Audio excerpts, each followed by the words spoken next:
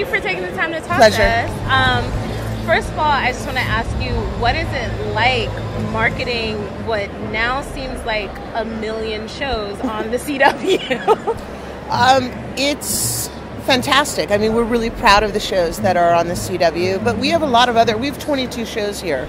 So we have our DC shows plus Supernatural and Riverdale, and we have a ton of other shows on other networks as well. I know Lucifer is one of you guys' shows. I cover that show every week. I love it. And now it is moving to Netflix. Yes. What is that move like? It's great.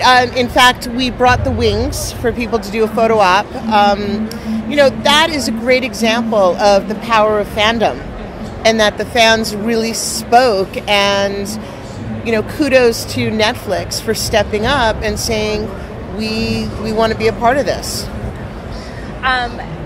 What other shows have you really seen kind of just explode beyond your Riverdale. expectations? Riverdale is going to be in Hall H this year, which is 6,500 seats, and it's an incredible year-on-year growth.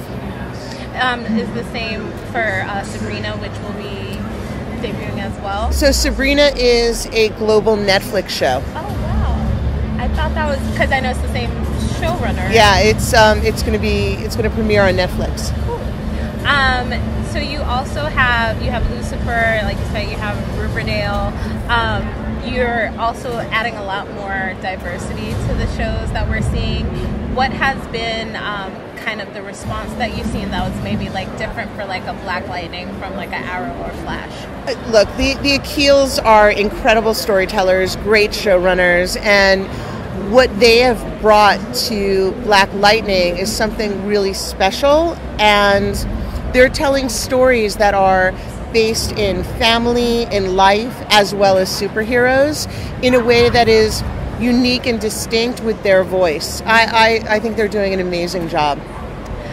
Is there anything coming up in the fall that you're particularly excited about? I know I'm really excited about Supergirl.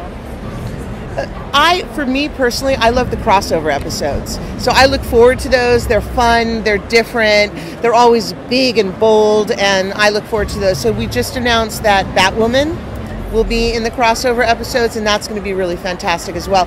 Greg Berlanti has a way of just creating these shows with diversity and inclusion, and they are so representative of great storytelling and great characters that I think we're seeing the fans respond to that. And Batwoman will be, she's LGBTQ. You also had Sarah Lance heading the Legends team.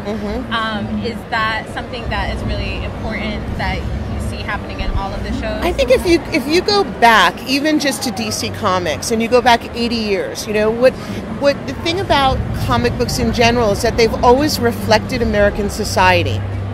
And our shows reflect the diversity of today's viewer, and we're proud of that. We're proud of these shows. Can you tell me a little bit about you? About Me? like how you came into the position that you're in, and what's it like being a woman in Sure. such a big position? I started with Warner Brothers 30 years ago, and I was an assistant in New York. I worked my way up through sales, actually, international sales, and started working on the marketing side of international television, and then about 15 years ago, took over domestic and international marketing. The international market, I think, also played a huge part in what helped save Lucifer, because what I hear is it does great overseas. It's really popular. Look, that cast is amazing. He's fantastic. Like, Tom Ellis is incredible. And the show is a good show. I think that, the fans did a great job showing Netflix that this is a show worth saving. That's awesome. And that's what Comic-Con's about. I mean, there's no greater way to express how powerful the fans' voices are than taking a show like that and bringing it back. And do you feel like, especially with these shows being developed from comic properties, you find that the fans are extra invested in these shows? You know, I think if you look at the readership of the comics and the people that watch the television series, there are lots of people who watch the series that don't read the comics. So I think that there's a foundation there to the storytelling, but the television series broaden it out. I think that's what's really great with Lucifer is like it's very grounded in reality. I know the comic can get a little out there, but you know, at the end of the day, it's really about those characters. Absolutely. And their relationships, and but every show is about the characters and great stories. Thank you so much. Thank you so much.